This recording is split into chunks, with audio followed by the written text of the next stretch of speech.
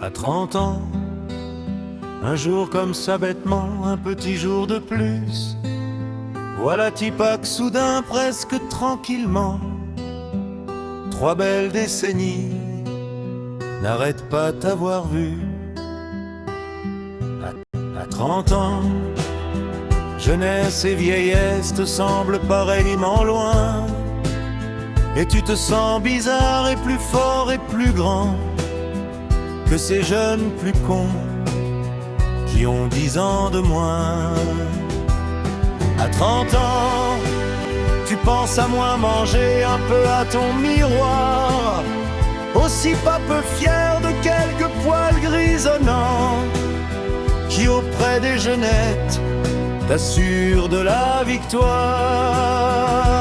À 30 ans, je te sens en danger comme presque fragile d'un célèbre compte à rebours, ni après ni avant, mais comme en équilibre sur un éternel fil. À 30 ans, tu sembles plus armé à défendre ton cœur contre ces maudites femmes que pourtant tu aimes tant et qui te font quand même un petit peu moins peur. À 30 ans, tu redeviens poète et un peu romantique, et puis ça y est, t'écris un très très grand roman que t'achèteront forcé Roland et toute la clique.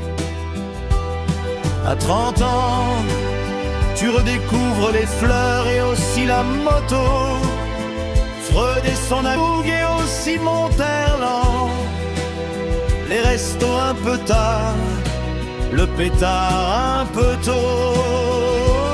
À 30 ans, tu sembles plus nature, un petit peu comme si tu comprenais soudain que s'écoule le temps et qu'il faut être vrai pour amuser sa vie.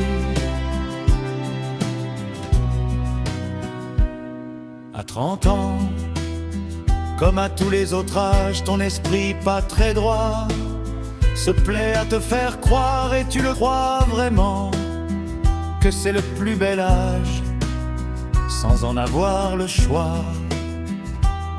À 30 ans, tu m'emmerdes de te voir quand même un peu vieillir, disparaître de ton cœur ces merveilleux élans qui te faisaient hurler ou éclater de rire.